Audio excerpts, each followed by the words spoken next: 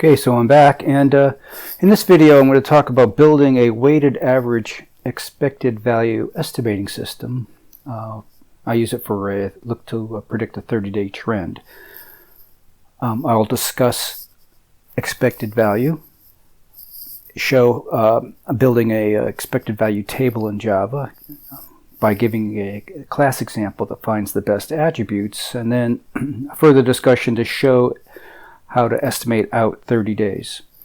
A second video will follow to discuss using an ensemble of expected value tables. So the weighted average expected value estimates will not be using any WECA functionality. And it's not very AI-ish, although expected value is the basis for things like Q-learning, one of the deep learning algorithms. It's basically shallow learning. So the plan is to build a 30-day trend estimator. And I have one caveat, and that is if what you're estimating falls out of its trend, then you may have to restart where the trend breaks. Expected value is a predicted value of a variable calculated as sum of all possible values, each multiplied by the probability of its occurrence. And an expected value table is the predicted value of each instance, calculated again by the sum of all possible values, each multiplied by the probability of its occurrence.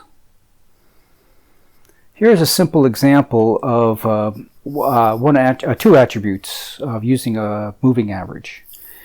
We compare the close to the simple moving average, and then we compare the simple moving average of the current day to the previous day's simple moving average. And the attributes have two possible values of rising or falling.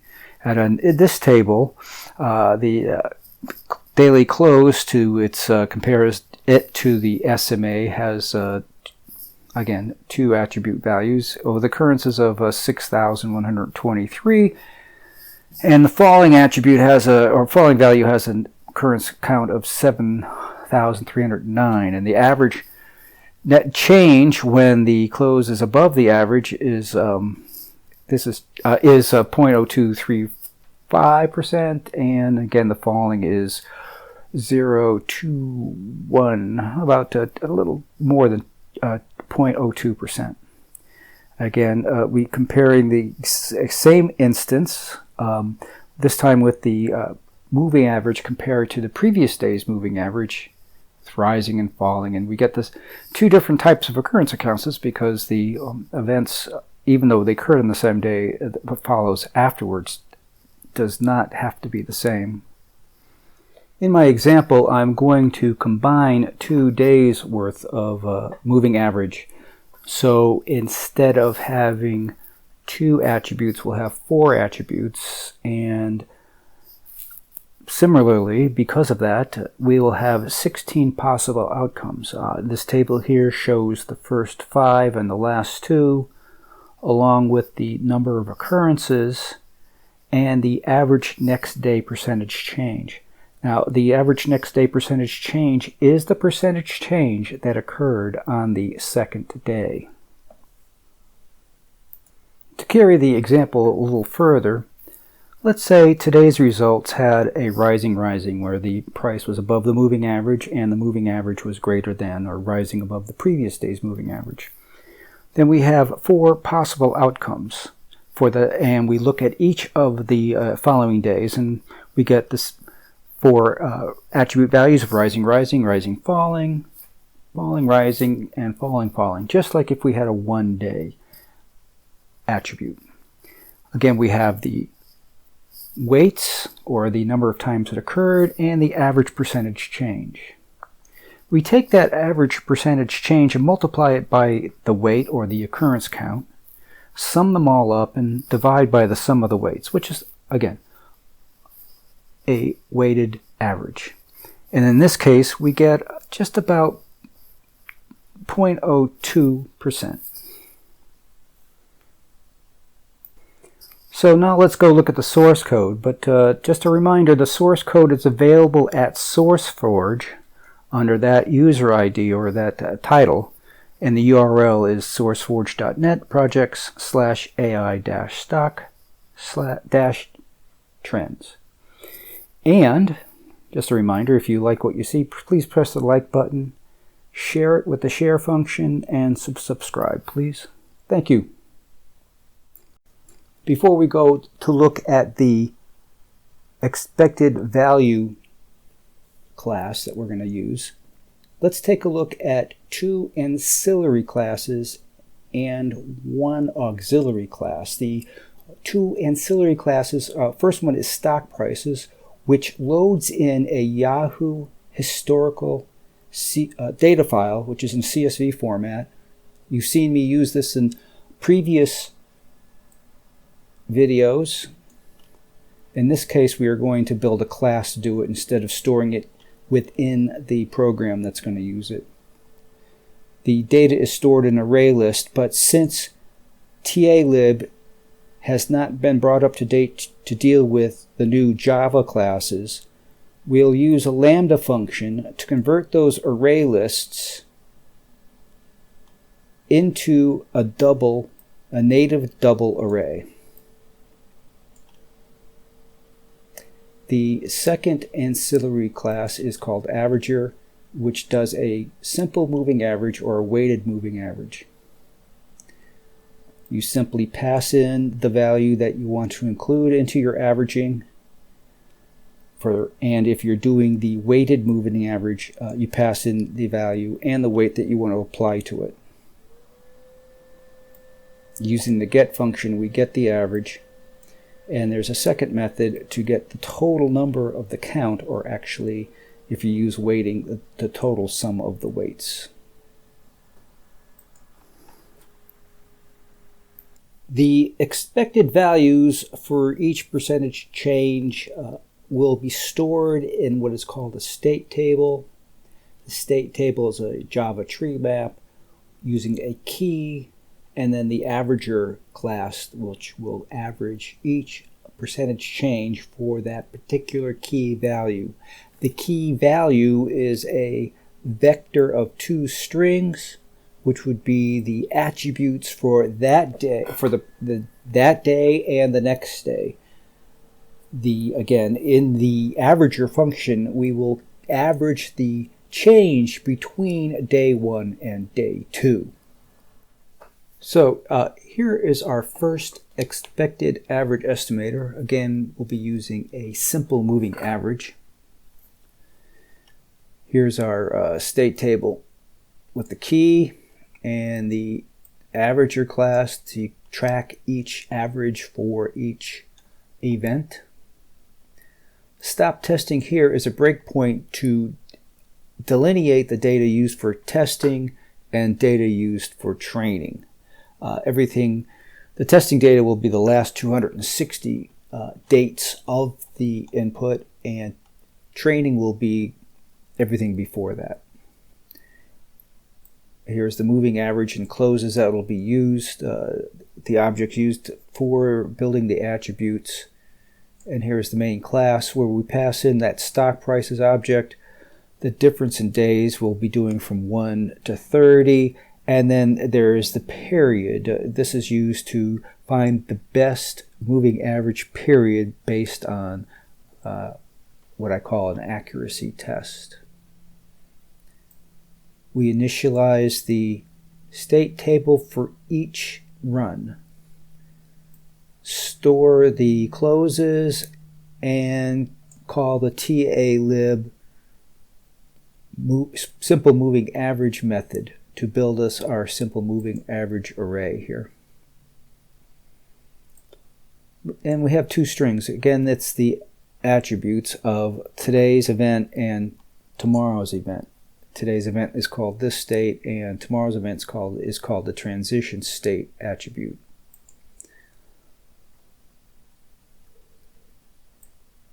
The end value is to determine when do we stop creating training data.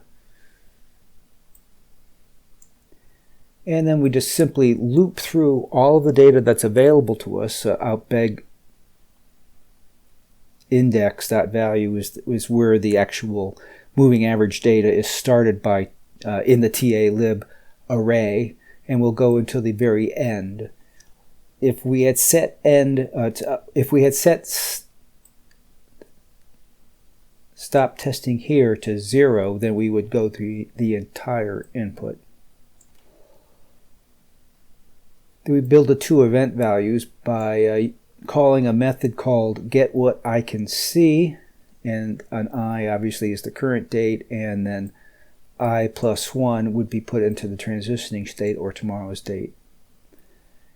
Let's take a look at getWhatICanSee, and this is where we set our attribute values. If we have the closes and the estimate arrays already built, we simply append in a string value. In this case, closes greater than the moving average and the prices above, and obviously the opposite would be below.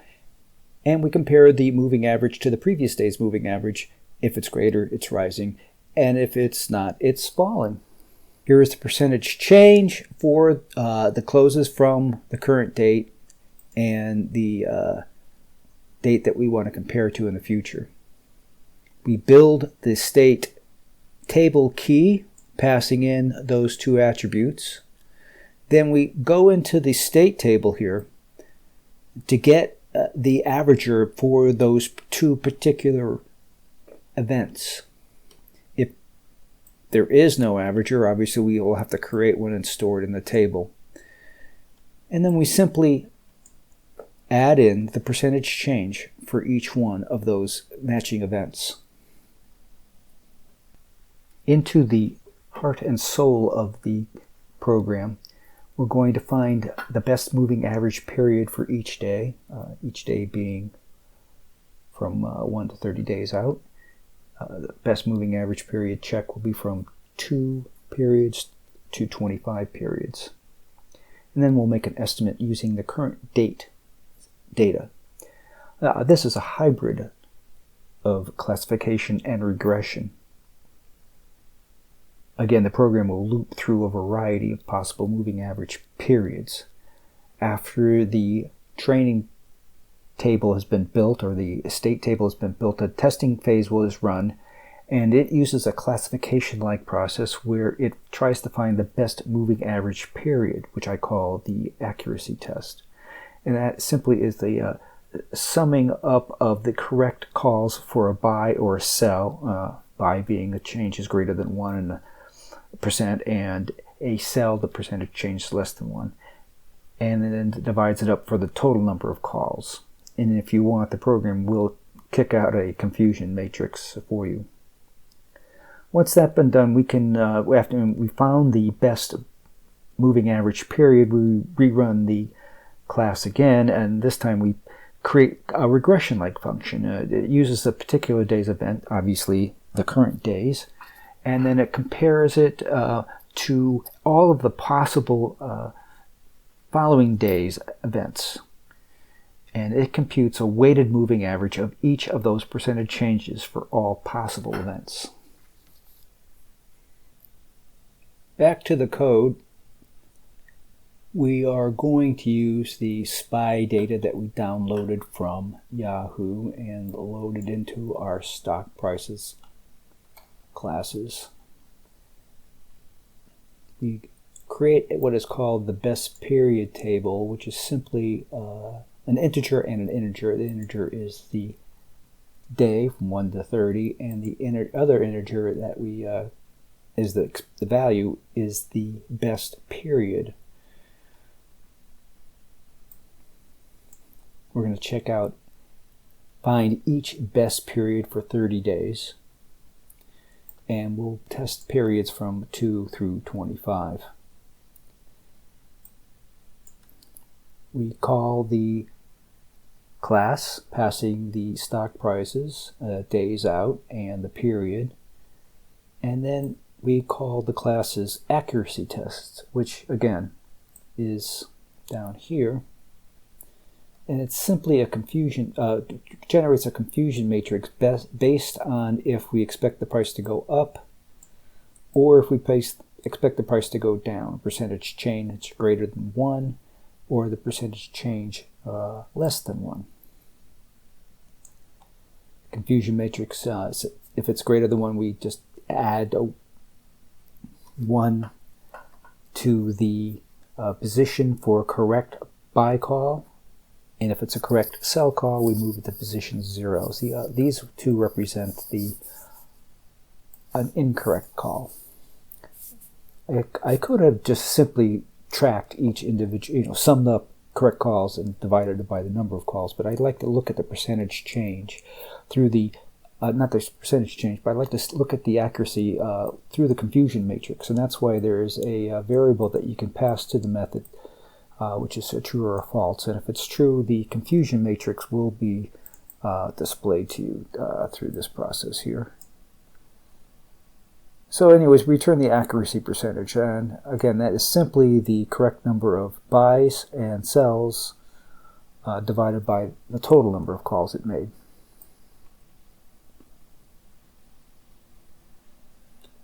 And for grins, we just display the we track the best value, what we got, and if it's best is greater than what we got, then, or I'm sorry, the best is less than what we got, then we have a new best, and that would be the accuracy percentage.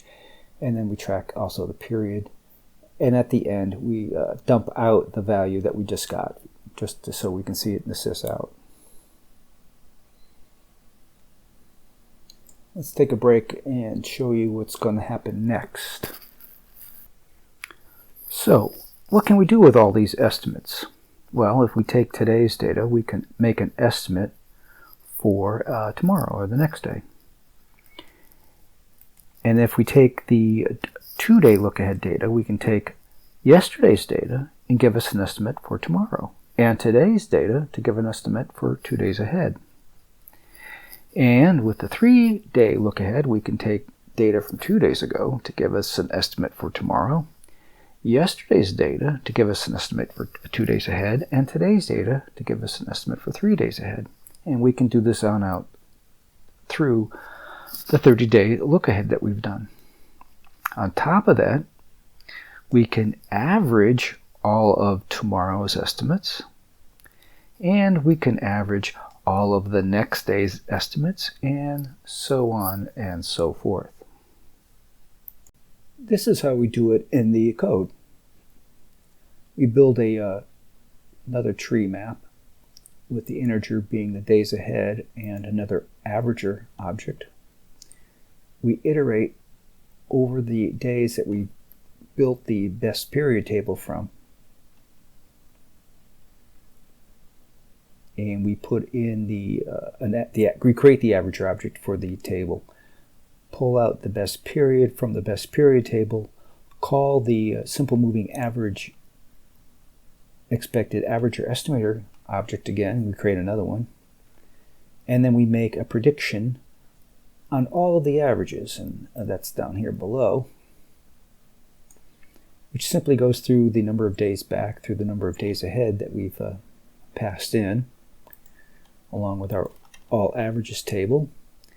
We go from the days back through the days ahead, pull out the current state for that date event again.